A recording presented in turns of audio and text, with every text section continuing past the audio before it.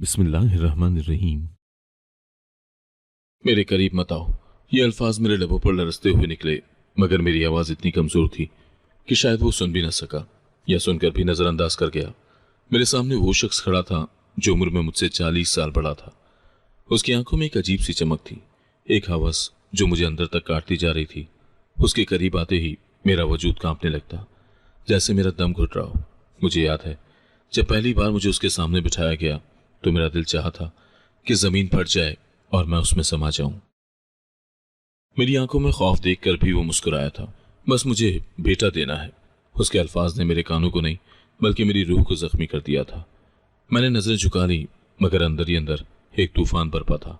मैं सोचती थी कि बीवी को क्या यही मकाम मिलता है? क्या औरत सिर्फ एक औलाद पैदा करने की मशीन है? मेरे वालिदैन ने मुझे उसके हवाले किया था। गुर्बत ने उनकी आंखों पर पर्दा डाल दिया था। मैं जानती थी कि वो मजबूर थे, मगर उनकी मजबूरी ने मेरी जिंदगी को बर्बाद कर दिया। हम 7 बहनें थीं और मेरे वालिद के दिल में सिर्फ बेटी की ख्वाहिश पनपती रही।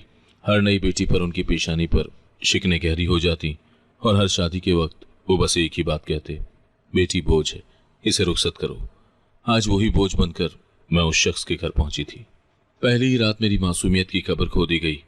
मैंने हाथ जोड़े, आंखों में आंसू थे। मुझे वक्त दो, मैं डरी हुई हूँ। लेकिन उसने मेरे अल्फाज को ऐसे रोन डाला जैसे मैं कोई पत्थर हूँ। खामोश रहो, तुम्हें मेरा कहना मानना होगा। उसकी सख्त आवाज ने मेरे दिल में एक ऐसा खौफ बिठा दिया जो बरसों मेरी सांसों के साथ जुड़ा रहा। मैं सोचती थी शायद वक्त के साथ वो बदल जाएगा, शायद मेरे साथ नरमी बरतेगा, मगर हर दिन मेरा यकीन टूटता रहा। उसकी बेटियां जो मुझसे बड़ी थी मुझे अजीब नजरों से देखती, कभी तेज हंसती, कभी सरगोशियों में बातें करती।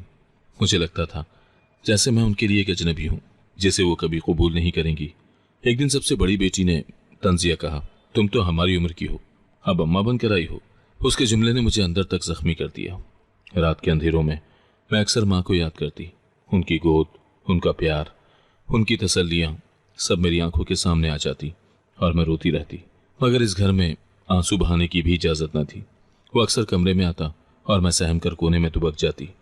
ये डर डर कर जीने से क्या होगा, वो कहता, और फिर अपनी हवस की नश्तर मेरे वजूद पर चलाने लगता।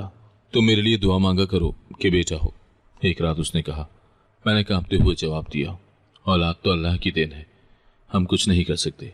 वो गुस्से से बोला, खामोश रहो, मुझे तुम्हारे फलसफे नहीं सुनने, मुझे बेटा चाहिए, बस बेटा। मैंने दिले दिल में अल्लाह से दुआ की कि बेटा हो जाए ताकि शायद मेरी जिंदगी आसान हो जाए। लेकिन अंदर ही अंदर मुझे एक अजीब सा एहसास का चूके लगा रहा था। क्या अगर बेटी हुई तो मेरी जगह कहाँ होगी? क्या मेरा कोई वजूद बाकी रहेगा? मैंने अक्सर अपनी माँ को देखा था जब वो हर बेटी की पैदाइश पर सिसकियाँ लेती थी और मेरे वालिद का गुस्सा झेलती थी। मुझे लगता था जैसे वही मंजर मेरी जिंदगी में दोहरा दिया गया हो। वक्त गुजरता गया और मेरा डर बढ़ता गया। हर दिन एक आजमाइश, हर रात एक सजा। एक दिन जब वो मेरे करीब आया तो मैंने पहली बार जोर से कहा, मेरे करीब मत आओ। मेरा दिल कांप रहा था, मगर मैंने हौसला जमाया। वो रुक गया, चंद लम्हे मुझे घूरता रहा, फिर कहकहा लगाकर बोला, कितनी नादान हो तुम, अभी तुम्हें समझ नहीं आई? तुम मेरे पास हो इसलिए कि मुझे बेटा चाहिए, तुम्हारे इनकार से कुछ नहीं होगा। उसकी बातों ने मेरे दिल के टुकड़े टुकड़े कर दिए। मैंने आसमान की तरफ देखा, मेरी आंखों में आंसू थे। मैंने दिल दिल में कहा, या अल्लाह, मुझे इस अंधेरे से निकाल, मुझे इस कैद से आज़ादी दे। मगर मेरी दुआएं दीवारों से टकरा कर वापस आ जाती थी। उस घर में न किसी को मेरी परवाह थी, न मेरे दुख की खबर। मैं बस एक चीज थी, एक जरिया, और बस। रातें तवील थी, दिन और भी तवील। मैं कमरे के कोने में बैठी सोचती रहती कि मेरी जिंदगी कहाँ जा रही है। लेकिन एक चीज मुझे हमेशा अंदर से तोड़ती थी, यह एहसास कि मेरी मर्जी, मेरा वजूद, मेरी जिंदगी सब मुझसे छीन लिया गया था। और वो लम्हा जब मैंने पहली बार कहा था, मेरे करीब मत आओ, मेरी कमजोरी नहीं बल्कि मेरी आखिरी कोशिश थी कि किसी तरह अपनी मासूमियत को बचा सकूं। लेकिन वो दिन मेरी जिंदगी का पहला अंधेरा साबित हुआ, एक ऐसा अंधेरा जिसने मुझे हमेशा के लिए बदल दिया। मेरा शौहर हर रात वहशी दरिंदे की तरह मेरे करीब आता। मैं कांप जाती, मगर मेरी आवाज़ किसी तक न पहुंचती। मेरे लिए कमरा कैद खाना बन गया था। उसे सिर्फ बेटे की ख्वाहिश थी और मैं उसकी ख्वाहिशात की तस्कीन का जरिया। 2 महीने के बाद जब मैं हामला हुई तो उसकी ज़बान पर एक ही बात थी, मुझे बेटा चाहिए। मैं अल्लाह से दुआएं करती रही कि शायद बेटी की पैदाइश से मेरी ज़िंदगी में सुकून आ जाए। लेकिन दिल ही दिल में जानती थी कि बेटी पैदा हुई तो मेरा अंजाम अच्छा ना होगा। ये खबर सुनते ही उसके रवैये में कुछ देर को नरमी आई। वो एक दिन कमरे में आया और बोला, देखो इस बार मेरी इज्जत का सवाल है। मोहल्ले में सबको खबर मिलेगी कि मैं बाप बनने वाला हूँ, लेकिन अगर बेटी हुई तो तुम्हारी कोई जगह नहीं रहेगी। मैंने आहिस्ता से कहा, औलाद अल्लाह की देन है। वो चीख उठा, मुझे ये बातें मत सुनाओ, मुझे बस बेटा चाहिए। मेरे दिन कामकाज में गुजरते, सुबह सवेरे घर के बर्तन, फिर झाड़ू पहुंचा और उसकी 6 बेटियों के नखरे। कोई पानी मांगती, कोई कपड़े धुलवाती थी। मैं थकी हुई रहती, मगर किसी को मेरे हाल से कोई गर्ज न थी। एक दिन मैं बर्तन धो रही थी कि चक्कर आ गया और हाथ से साबुन का बर्तन गिर गया। सबसे बड़ी बेटी चीखी, ये किस नाअहल को हमारे सर पर मुसल्लत कर दिया है। उसकी आवाज़ सुनकर मेरा शौहर अंदर आया और मेरे करीब आकर बोला, अगर तुम्हें बेटे को जन्म देना है तो मजबूत रहो, कमजोरी दिखाने की कोई ज़रूरत नहीं। मैं कई बार माँ को याद करने लगी। एक दिन मौका मिला तो मोहल्ले के फ़ोन से कॉल मिलाई। अम्मा, मेरा जी घबरा रहा है, आपसे बात करनी थी। माँ की आवाज़ में भी थकन और उदासी थी। उन्होंने कहा, बेटी सब्र करो, औरत का नसीब यही है। मैंने आंखें बंद करके आहें भरी, मगर जानती थी कि उनके पास मेरे दुख का कोई इलाज नहीं। कुछ दिन के बाद मेरा शौहर मुझे बाजार ले गया। रास्ते में वो बार बार यही बात दोहराता रहा, देखो कोई चीज़ पसंद मत करना, तुम्हारी हालत पर पैसे ज़ाया नहीं होंगे। बस तुम्हें आरामदेह कपड़े चाहिए ताकि तुम मुझे बेटा दे सको। बाजार के रश में मेरा दिल चाह रहा था कि किसी से मदद मांगूं, मगर फिर अपनी कमजोरी याद आ गई। मेरे कदम जंजीरों की तरह भारी थे। घर वापस आते हुए मोहल्ले की एक औरत ने मुझे देखकर कहा, बेटी तुम्हारा रंग पीला पड़ गया है, ख्याल रखा करो। मेरे शौहर ने फौरन जवाब दिया, इनकी फिक्र मत करो, ये बस कमज़ोर हैं, बेटा पैदा होते ही सब ठीक हो जाएगा। मैंने उस औरत की आंखों में तरस देखा, मगर खामोश रही। रात को वो बिस्तर पर लेटा और बोला, मेरी एक शर्त है, अगर बेटी पैदा हुई तो मैं तुम्हें घर में नहीं रखूंगा। मैंने रोते हुए कहा, ये आप कैसी बातें कर रहे हैं? वो बोला, मेरे लिए सिर्फ बेटा अहम है, तुम और तुम्हारी बेटी मेरे किसी काम की नहीं। उस लम्हे मुझे लगने लगा कि मेरे लिए दुनिया की कोई जगह बाकी नहीं। महीने गुजरते गए और मेरी हालत ख़राब होती गई। एक दिन बुखार में तपते हुए मैंने कहा, मुझे हकीम के पास ले चलें। वो बोला, बेटा पैदा होने के बाद जो भी खर्च होगा तब देखेंगे, अभी फजूल खर्ची नहीं होगी। मैं बिस्तर पर लेटी कराती रही और सोचती रही कि मेरी ज़िंदगी की कीमत शायद एक बेटे से भी कम है। इसी दौरान एक और वाक़या पेश आया। उसकी सबसे छोटी बेटी ने मेरे सामने अपनी सहेली से कहा, अब्बा तो पागल हो गए हैं, एक और औरत लाकर बस बेटा मांगते हैं। हमें तो शर्म आती है बताते हुए कि ये हमारी माँ की जगह है। मैंने चुपचाप सुना, मगर दिल के अंदर आग जलती रही। कभी कभी वो मुझे खाने के लिए कुछ देता भी नहीं था। एक दिन मैंने कहा, मेरी भूख बर्दाश्त नहीं हो रही, मुझे कुछ खाने को दे दें। वो तंजन बोला, बेटे के लिए हिम्मत जमा करो, भूख से मरने वाली औरत कभी बेटा नहीं जानती। मैंने रोते हुए खिड़की की तरफ देखा और दिल ही दिल में कहा, या अल्लाह, ये इम्तहान कब खत्म होगा। मेरी रातें जागते गुजरी। पेट में बच्चा हिलता तो दिल को अजीब सा सुकून मिलता, मगर फौरन ये सोचकर डर जाती कि अगर ये बेटी हुई तो मेरा क्या होगा। मैंने कई बार सोचा कि भाग जाऊं, लेकिन कहाँ जाती? माँ के घर? वहां भी कोई जगह न थी। मुझे लगा कि मेरा रास्ता बस इसी घर की दीवारों में खत्म हो गया है। एक रात जब वो मेरे करीब आया तो मैंने फिर से हिम्मत करके कहा, खुदा के लिए मुझे वक्त दे। उसने मेरा हाथ झटक कर कहा, वक्त ज़ाया करने की ज़रूरत नहीं, तुम्हारा काम साफ है। उसके अल्फाज ने मेरे अंदर मजीद अंधेरा भर दिया। मैं जानती थी अब ये रास्ता बस एक ही अंजाम की तरफ जा रहा है। यूं दिन गुजरते गए और हर दिन मेरे लिए नई अजियत लेकर आता। मैंने अपने वजूद को धीरे धीरे ख़त्म होते महसूस किया, मगर पेट में बच्चा जिंदा था और इसी उम्मीद पर मैंने अपनी सांसों को कायम रखा कि शायद एक दिन वो मेरी ज़िंदगी बदल देगा। शादी के 1 साल बाद मेरी गोद में बेटी थी। मेरी आंखों में आंसू और दिल में सुकून था। मैंने उसे चूमा जैसे दुनिया की सबसे बड़ी दौलत पाई हो, मगर मेरा शौहर नफरत से मुंह मोड़ गया। उसने मेरी बेटी को देखना तक गवारा न किया। उसके लफ्ज़ मेरे दिल में खंजर की तरह लगे। तू भी वही निकली जिसने एक और बोझ दे दिया। उसकी आंखों में ऐसी सख्ती थी जैसे हम दोनों उसके लिए कचरे से भी कम हैसियत रखते हों। चंद दिन बड़ी मुश्किल से उसने बर्दाश्त किया। फिर एक रात मेरी बेटी भूख से रोई तो उसने हमें घर से धक्के देकर निकाल दिया। बच्ची की पैदाइश के बाद शुरू ही से हालात अजीब हो गए थे। घर में खुशी का माहौल होना चाहिए था, लेकिन वहाँ एक अजब खामोशी छाई रही। न कोई मुबारकबाद, न कोई मुस्कुराहट। उसकी बड़ी बेटियों ने मुझे देखकर मुंह मोड़ लिया। एक ने हंसते हुए कहा, अब्बा को फिर बेटी मिल गई, अब देखो क्या तूफान आता है। मैंने चुपचाप बेटी को गोद में दबाया और सोचा, ये मासूम बच्ची कैसे इन नफरत भरी आंखों में जगह बना सकेगी।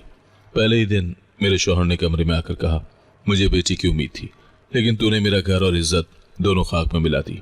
मैंने आंखों में आंसू लिए कहा, यह भी तो अल्लाह की नेमत है। वो गुस्से से झलका, ये नेमत नहीं बोझ है, और दरवाजा जोर से बंद करके बाहर निकल गया। उसके बाद मेरा कमरा एक कैद खाने में बदल गया। न मुझे किसी ने खाना दिया, न दवा। बच्ची को दूध पिलाने के लिए मेरा अपना जिस्म कमजोर होता गया। कई रातें ऐसे ही गुजरी जब मैंने रोटी का टुकड़ा मांगा और जवाब में दरवाजा धड़ाम से बंद कर दिया गया।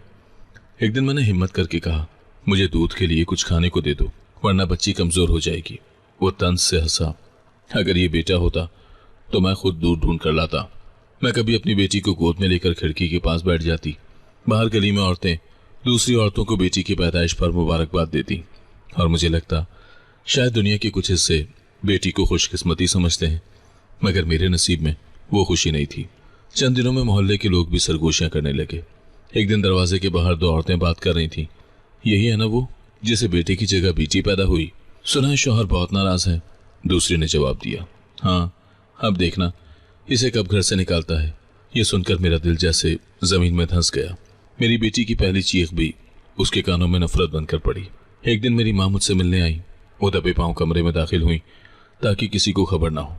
उन्होंने मेरी बेटी को गोद में लेकर कहा, ये तो बिल्कुल तेरे जैसी है। मेरी आंखों में आंसू आ गए। मैंने कहा, अम्मा, इसके बाप ने इसे देखना भी गवारा नहीं किया।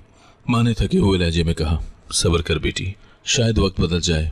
लेकिन मैं जानती थी कि वक्त कभी नहीं बदलेगा। चंद ही दिन के बाद वो वक्त आ गया जिसका मुझे डर था। रात को बच्ची भूख से रोने लगी। मैंने बार बार कोशिश की कि उसे चुप करा सकूं, मगर वो जिद्दी आवाज बंद न हुई। मेरा शौहर कमरे में आया। आंखों में गुस्से की आग थी। बस बहुत हो गया, उसने चीख कर कहा। मैंने हाथ जोड़कर कहा, खुदा के लिए ये बच्ची है, भूखी है, जरा सा दूध ला दे। मगर वो बहरा हो चुका था। उसने मेरा बाजू पकड़कर मुझे घसीटा और दरवाजे से बाहर फेंक दिया। मेरी बेटी भी गोद से छूटते छूटते जोर से चीख उठी। दरवाजा धड़ाम से बंद हुआ और मैं अंधेरी सड़क पर खड़ी थी। गोद में मासूम बच्ची, आंखों में बेबसी और दिल में सिर्फ ये एहसास कि शायद मैंने जिंदगी की सबसे बड़ी हार मान ली है।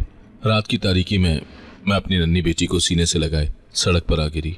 पेट खाली था, दूध बंद हो चुका था और बच्ची की सिसकियां मेरा दिल चीर रही थी। मैं भटकती भटकती कचरा कुंडी पर जा बैठी। मेरा जिस्म थकन से टूट रहा था, मगर दिल में सिर्फ ये सवाल था कि आखिर मेरा कसूर क्या था। मैंने कभी जिंदगी से ज्यादा नहीं मांगा था। शौहर से मोहब्बत नहीं मिली, घर से इज्जत नहीं मिली, और अब सड़क पर बेटी समेत दर दर की ठोकरें खा रही थी। सड़क सुनसान थी, सिर्फ कहीं कहीं कुत्तों के भौंकने की आवाज आती। मैंने बच्ची को एक दुपट्टे में लपेटा और जमीन पर बैठ गई। एक राहगीर वहां से गुजरा तो रुककर मुझे घूरने लगा। उसने कहा, यह वक्त है बच्ची को बाहर लेकर घूमने का। घर वाले कहाँ हैं? मैंने नजर झुकाकर आहिस्ता से कहा, मेरे घर वाले नहीं हैं। वो तंजिया हंसा और आगे बढ़ गया। उस लम्हे मुझे एहसास हुआ कि अब मैं इस दुनिया में बिल्कुल अकेली हूँ। कुछ ही देर में एक ठेले वाला वहां आ निकला। उसने कचरे से पुरानी बोतलें निकालते हुए मुझे देखा। बाजी, यहाँ क्यों बैठी हो? उसने पूछा। मैंने कहा, कहाँ जाऊं, कोई जगह नहीं है।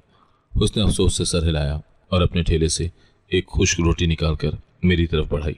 ये लो, बच्ची को भी थोड़ा सा पानी पिला देना। मैंने कांपते हाथों से रोटी ली, खुद न खाई बल्कि उसे चबाकर अपनी बच्ची को थोड़ा थोड़ा खिलाने लगी। रात गहरी होती गई। मैंने सोचा कि शायद मस्जिद के सहन में पनाह मिल जाए। मैं बच्ची को गोद में लिए वहां पहुंची तो दरवाजे पर बैठे चौकीदार ने रोक लिया।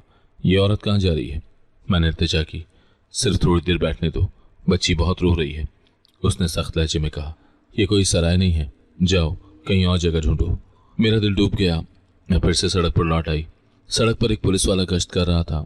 उसने मुझे देखकर कहा, यहाँ क्या कर रही हो? मैंने सच बताया।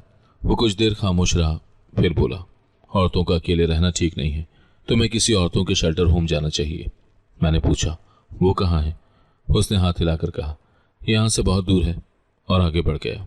मेरे कदमों में वो हिम्मत नहीं थी कि मीलों दूर जाऊं, सो मैं वहीं बैठ गई। बच्ची बार बार जाग कर रोती, फिर थक कर सो जाती। मैंने उसकी छोटी छोटी उंगलियों को पकड़कर कहा, बेटी, अगर तेरी माँ कुछ कर सकती तो आज ये हाल ना होता। मेरी आंखों से आंसू बह रहे थे, मगर मैंने उसे मजबूती से सीने से लगाए रखा। सुबह होने लगी तो मोहल्ले की चंद औरतें वहां आईं। वो कचरा फेंक कर चली गईं। उनके जाते ही कचरे के ढेर पर मैंने टूटी हुई हिम्मत के साथ खाने की कोई शय ढूंढनी चाहिए। बेटी की भूख बर्दाश्त से बाहर थी। मेरी आंखों से आंसू बह रहे थे और हाथ कचरे में खाने के टुकड़े तलाश कर रहे थे। उस लम्हे एक आवारा कुत्ता मेरे पास आया। उसने मेरे कपड़े दबोच कर खींचने शुरू किए। पहले तो मैं चीख उठी, मगर फिर लगा जैसे वो मुझे कहीं ले जाना चाहता हो। कमजोरी के बावजूद मैं उसके पीछे चल पड़ी।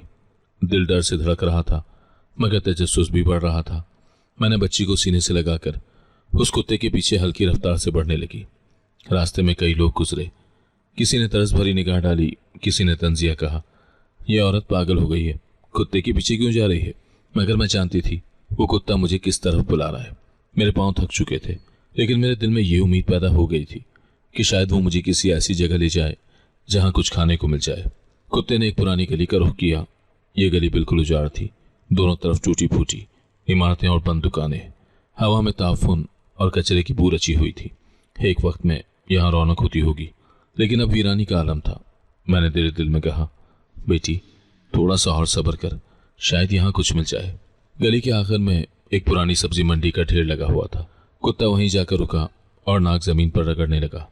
मैंने करीब जाकर देखा, वहां सड़ी हुई सब्जियों के बीच और एक दो टमाटर अब भी खाने के काबिल थे।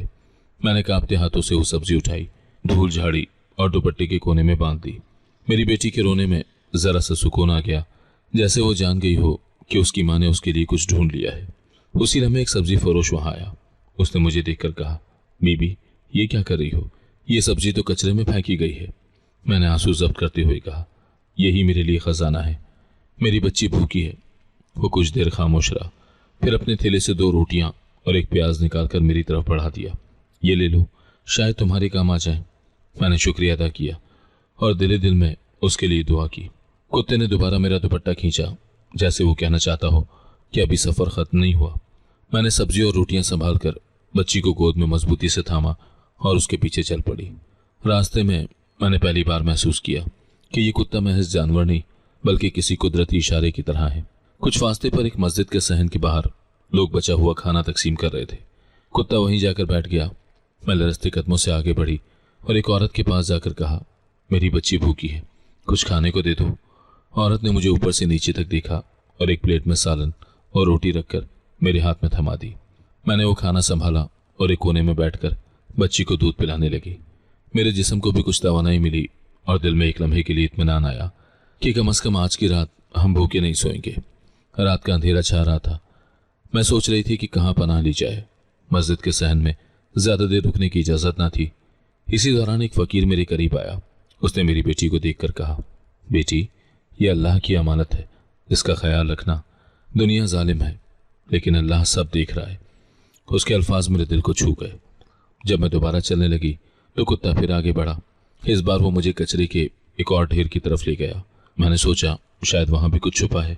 जैसे ही मैं झुकी, मेरी नज़र उस कचरे के बीच पड़े एक पुराने कंबल पर पड़ी। वो ज़्यादा साफ तो नहीं था, मगर सर्दी से बचाने के लिए नेमत था।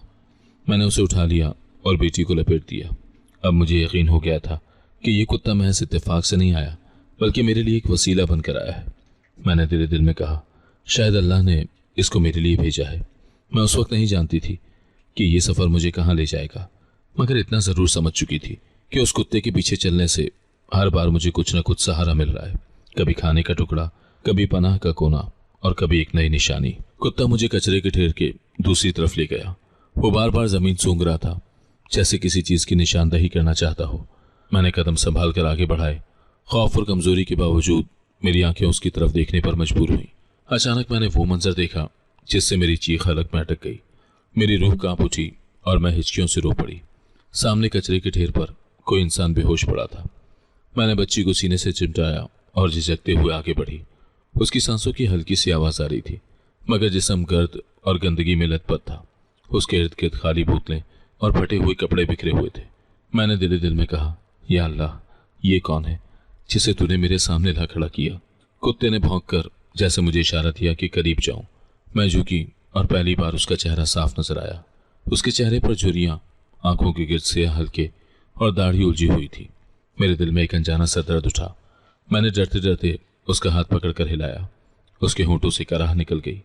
उसी वक्त 2 लड़के वहां से गुजरे। एक ने मुझे देखकर कहा, बाजी ये तो मोहल्ले का पुराना नशई है, रोज कचरे में पड़ा रहता है।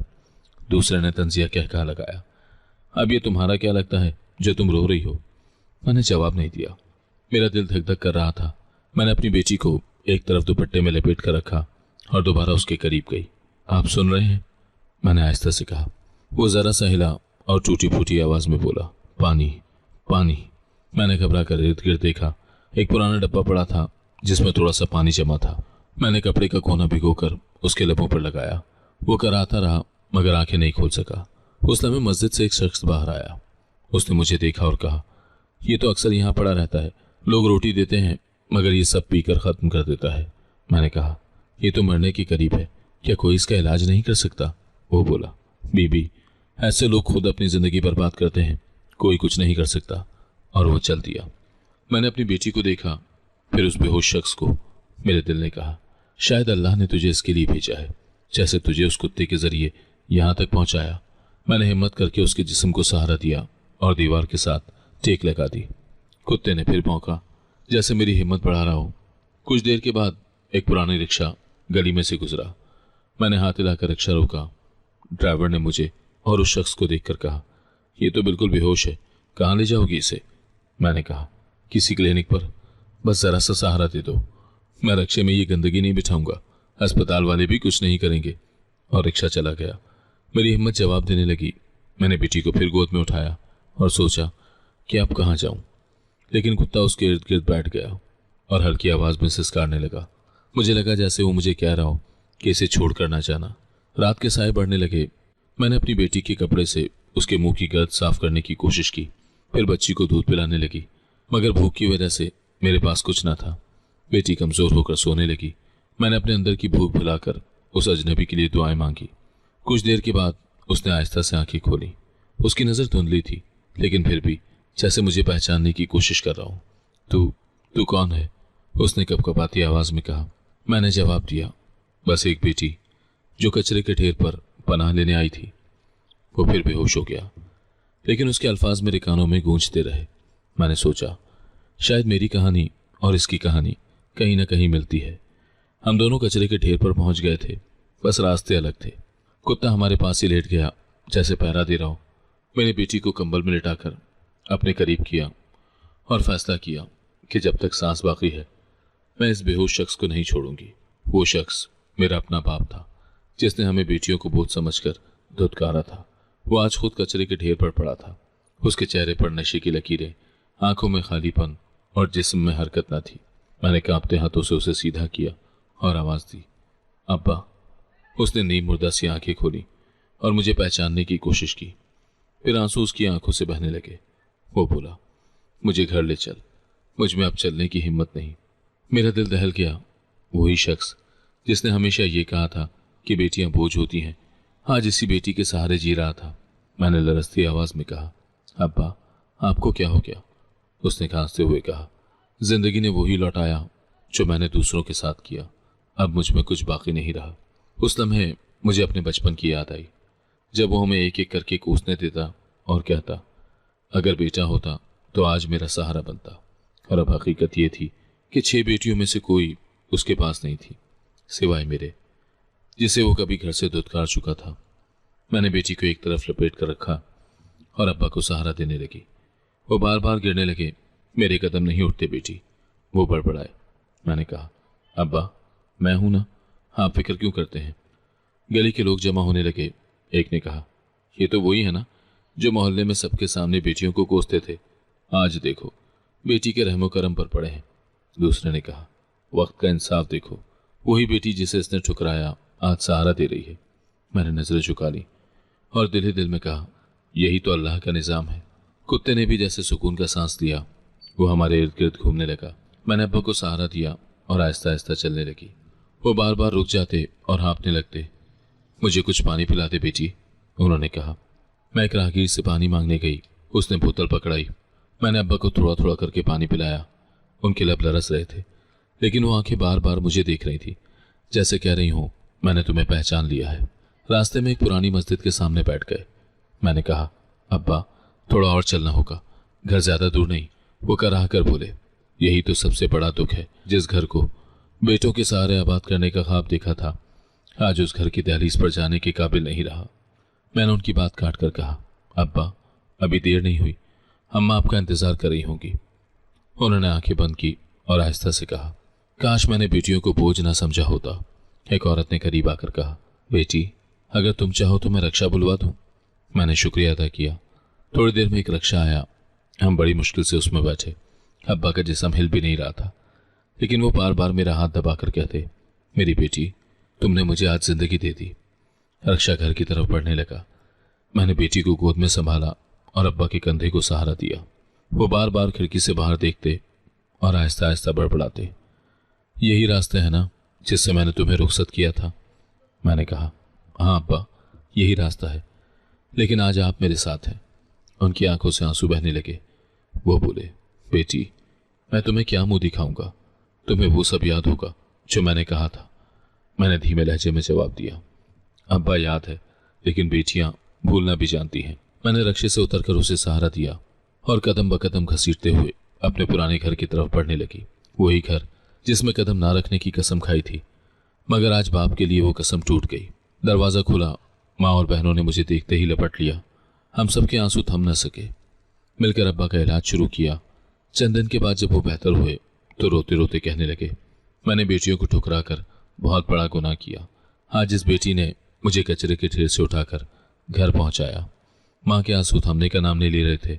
वो बार बार मेरे सर को सहलाती और कहती, बेटी, तूने अपने बाप को नई जिंदगी दे दी। मैंने उनकी तरफ देखा और कहा, अम्मा, ये मेरा फर्ज था। अगरचे इन्होंने हमें ठुकरा दिया था, लेकिन बेटी बाप को कैसे छोड़ सकती है? मेरी छोटी बहनें मेरे इर्द गिर्द बैठ गईं। एक ने मेरी बेटी को गोद में लेकर कहा, यह हमारी उम्मीद है, हम सब मिलकर इसका ख्याल रखेंगे। अब्बा के इलाज के लिए हमें पैसे दरकार थे। माँ के पास कुछ जेवर था जो उन्होंने अपनी छोटी बेटी की शादी के लिए रखा हुआ था, मगर अब वो सब बेचना पड़ा। माँ ने जेवर निकाला और आहिस्ता से कहा, ये जेवर मैंने बड़ी मुश्किल से बचाया था, लेकिन अब शौहर की जान बचाना जरूरी है। मैंने कहा, अम्मा, ये आपकी कुर्बानी है, अल्लाह इसका सिला देगा। हमने वो जेवर बेचकर डॉक्टर को बुलाया। डॉक्टर ने अब्बा को देखकर कहा, इनका जिगर खराब हो चुका है, ये शराब नोशी का नतीजा है, लेकिन अगर दवाई वक्त पर मिलती रहे तो ये जिंदा रह सकते हैं। माँ ने डॉक्टर से इल्तिजा की, बस इनको ठीक कर दें। डॉक्टर ने नुस्खा लिख दिया और चला गया। अब ये जिम्मेदारी भी मेरे कांधों पर आ गई। मैंने फैसला किया कि मैं मोहल्ले के घरों में काम करूंगी ताकि दवा के पैसे निकल सकें। अगले ही दिन मैं मोहल्ले के दरवाजों पर दस्तक देने लगी। बाजी, सफाई का काम चाहिए। कुछ ने मुझे कबूल किया, कुछ ने दरवाज़ा बंद कर दिया, लेकिन आहिस्ता आहिस्ता मुझे 3 घरों में काम मिल गया। सुबह सवेरे बेटी को माँ के पास छोड़कर मैं झाड़ू पोंछा और बर्तन धोने जाती। शाम को वापस आकर अब्बा के पास बैठती और उनकी दवा देती। एक दिन जब मैं वापस आई तो अब्बा मुझे देखकर बोले, बेटी, मुझे माफ़ कर दे। मैंने हमेशा तुम्हें बोझ समझा, लेकिन तूने ही मुझे बचाया। मेरी आंखों में आंसू आ गए, मगर मैंने हंसते हुए कहा, अब्बा, आप जिंदा हैं, यही काफ़ी है। वो सर झुकाकर बोले, अगर अल्लाह ने मुझे मौका दिया तो अब मैं तुम्हारी माँ और बहनों के साथ नया आगाज़ करना चाहता हूँ। मोहल्ले वाले भी ये मंजर देखकर हैरान थे। कल तक वो अब्बा को कचरे पर पड़ा देखते थे और आज वही शख्स अपनी बेटी के सहारे चल रहा था। एक दिन एक बूढ़ा पड़ोसी आया और अब्बा से कहा, भाई, ये वक्त की मार है। हम सब ने देखा कि तुमने अपनी बेटियों को किस नज़र से देखा, लेकिन अब यही बेटी तुम्हारी जिंदगी है। अब्बा ने सर झुका लिया और आंखों में आंसू भर आए। मेरी बहनें भी अब मुझसे करीब होने लगी। जो बहनें कभी मेरा मजाक उड़ाती थी कि मैं कमज़ोर हूँ, अब वो आकर कहती, बाजी, आप ही हमारी असली ताकत है। मैं दिल दिल में अल्लाह का शुक्र अदा करती कि हालात ने हमें एक दूसरे के करीब कर दिया। मेरी बेटी भी अब थोड़ी बड़ी हो गई थी। वो रेंगने लगी और सबके चेहरों पर हंसी बखेर देती। अब्बा उसे अपनी गोद में लेते और कहते, ये मेरी नवासी नहीं, मेरी जान है। ये सुनकर मुझे हैरत होती कि जो बाप कभी बेटियों को कोसता था, अब नवासी को सबसे बड़ी दौलत कह रहा था। वक्त गुजरता गया। मैंने मोहल्ले के घरों में मजीद काम ले लिया ताकि बहनों की पढ़ाई जारी रह सके। अब्बा कभी कभार मस्जिद जाते और लोगों से माफ़ी मांगते। एक दिन उन्होंने सबके सामने कहा, बेटी, अल्लाह की रहमत है, मैंने अपनी ज़िंदगी का सबसे बड़ा गुनाह किया। उन्हें बोझ समझा। उनकी बात सुनकर लोग खामोश हो गए, लेकिन मेरे दिल में सुकून उतर गया। मैंने माँ को देखा। वो बरसों बाद पहली बार मुस्कुरा रही थी। उनके चेहरे पर थकन अब भी थी, मगर आंखों में उम्मीद जाग उठी थी। उन्होंने मेरा हाथ थाम कर कहा, बेटी, तूने हमारे घर को दोबारा बसा दिया। उनके अल्फाज ने मेरे दिल को चीर डाला। मैं अब एक बेटी की माँ थी और जानती थी कि बेटी को बोझ समझने का दर्द कितना गहरा होता है। मगर अब्बा ने मुझे और मेरी बच्ची को कबूल कर लिया। ये मेरे लिए हैरान कुन था। शायद कचरे की जिल्लत ने उनके दिल को बदल दिया था। मैंने अपने जख्म सहलाए और जिंदगी को नए सिरे से शुरू किया। मैंने घरों में काम करना शुरू किया, झाड़ू पोंछा, बर्तन धोना, सब कुछ, ताकि मेरी बेटी भूखी ना सोए।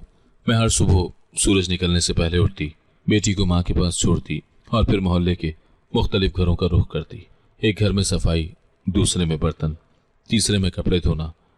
दिन भर मुशक्कत के बाद जब शाम को घर लौटती तो बेटी दौड़कर मेरी गोद में आ जाती। उसकी हंसी मेरे दिन भर की थकन उतार देती। माँ कहती, बेटी ये तेरे लिए अल्लाह का इनाम है। मैं मुस्कुरा कर कहती, अम्मा यही तो मेरी जिंदगी का सहारा है। घरों में काम करते हुए लोगों के रवैये भी देखने को मिले, कोई इज्जत देता, कोई हिकारत। एक घर की मालकिन ने एक दिन कहा, बेटी की माँ होना, बेटियां तो नसीब की मार होती हैं। मैंने मुस्कुरा कर जवाब दिया, नहीं बीबी, बेटियां नसीब संवारने वाली होती हैं। वो चौंक गई। शायद उसे मेरी बात की गहराई समझ आई। अब्बा आहिस्ता आहिस्ता सेहतियाब होने लगे। वो अक्सर बैठकर मेरी बेटी को खेलते देखते और कहते, काश मैंने अपनी सारी बेटियों को यूं खुशी से गले लगाया होता। एक दिन उन्होंने मुझे बुलाया और कहा, बेटी मैं चाहता हूं कि तुम अपनी छोटी बहनों को पढ़ाओ। मैंने उनका मुस्तकबिल अंधेरों में धकेल दिया था, अब तुम उन्हें रोशनी देना।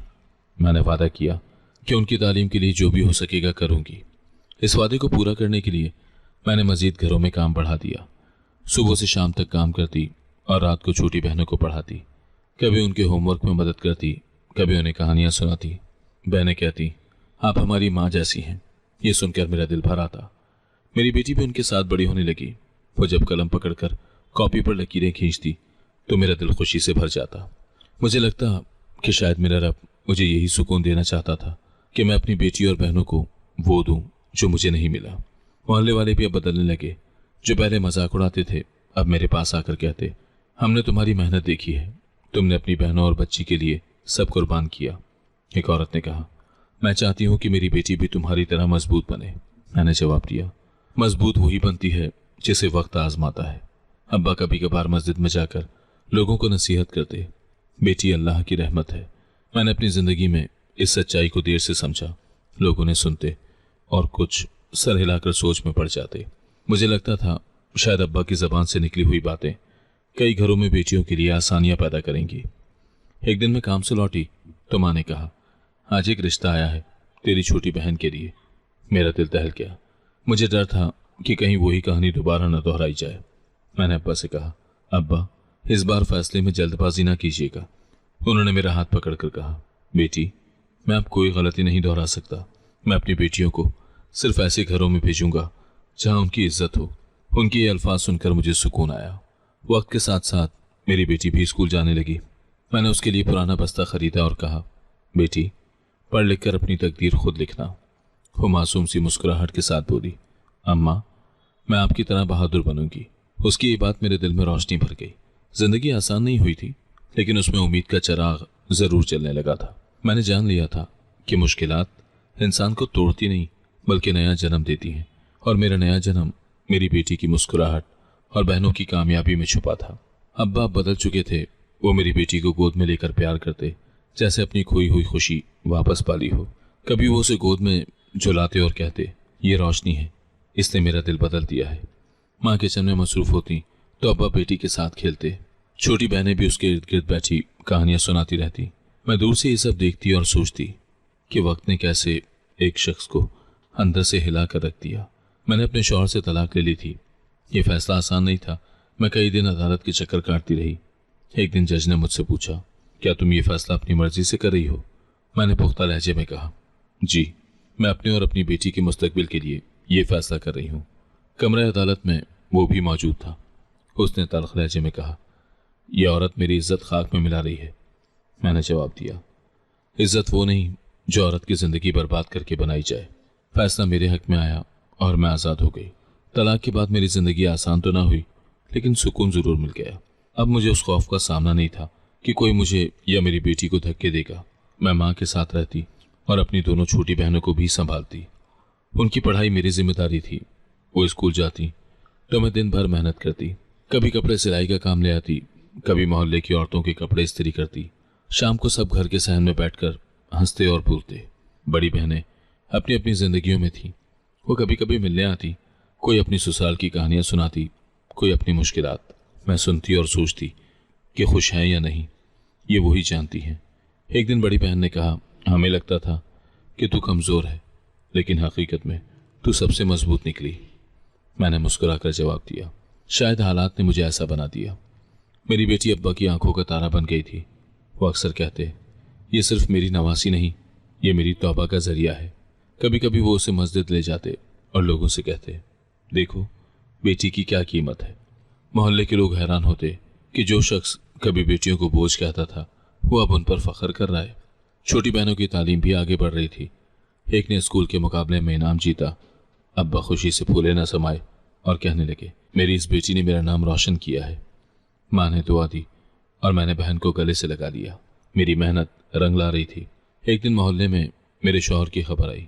किसी ने बताया कि वो दोबारा शादी कर बैठा है, लेकिन बेटा फिर भी नहीं हुआ। उसकी दूसरी बीवी भी रोती है। मोहल्ले वाले कहते हैं वही जुल्म उस पर भी दोहरा रहा है। माँ ने मेरी तरफ देखा और कहा, बेटी अल्लाह का निज़ाम देख, जो जुल्म करता है एक दिन उस पर लौटता है। मैंने दिले दिल में सोचा, अभी वक्त बाकी है, लेकिन एक दिन वो भी इसी अंजाम को पहुंचेगा जिसे उसने मेरे लिए चुना था। अब्बा अक्सर रात को मेरे पास बैठते और अपने माजी की गलतियां गिनवाते। एक रात कहने लगे, बेटी अगर वक्त पलट सकता तो मैं कभी तुम्हें इस रास्ते पर ना भेजता। मैंने उनका हाथ थाम कर कहा, अब्बा वक्त पलट नहीं सकता, लेकिन आने वाला वक्त हम बेहतर बना सकते हैं। वो खामोश हो गए और मेरी बेटी की तरफ देखने लगे, जो नींद में मुस्कुरा रही थी। मैंने तहैया किया कि अपनी छोटी बहनों को कभी बर्बाद नहीं होने दूंगी। मैं चाहती थी कि वो अपनी मर्जी से अपनी जिंदगियां चुने। मैंने उनसे कहा, पढ़ो लिखो, अपनी पहचान खुद बनाओ। शादी जिंदगी का हिस्सा है, लेकिन सब कुछ नहीं। वो सर हिलाकर बोली, हम आप जैसी बनना चाहती हैं। ये सुनकर मेरी आंखें भर आईं। मुझे यकीन है एक दिन मेरे शौहर को भी पछतावा होगा। वो दिन जरूर आएगा जब वो अकेला बैठा सोचेगा कि उसने अपनी सबसे बड़ी दौलत खो दी। मैंने कई बार सोचा कि काश वो अपनी बेटी को एक बार गोद में लेता तो शायद उसका दिल बदल जाता, लेकिन अब उसके लिए बहुत देर हो चुकी है। जब वो कचरे के ढेर पर अकेला पड़ा होगा, तब उसे एहसास होगा कि उसने किस जिंदगी को ठुकरा दिया, और तब तक मैं अपनी बेटी और बहनों के साथ एक नई दुनिया बना चुकी होंगी। एक ऐसी दुनिया जहां बेटियां बोझ नहीं बल्कि रहमत होंगी, जहां किसी माँ को बेटी के जन्ने पर रोना ना पड़ेगा। और शायद मेरा सफर इसी के लिए था कि मैं दूसरों के लिए मिसाल बन सकूं। अगर आपको आज की कहानी पसंद आई है तो वीडियो को जरूर लाइक कीजिएगा और अपने दोस्तों के साथ भी शेयर कीजिएगा। और हां, अगर आपने अभी तक हमारा चैनल सब्सक्राइब नहीं किया तो जरूर सब्सक्राइब करें। मिलते हैं कल एक नई और दिलचस्प कहानी के साथ। अल्लाह हाफिज।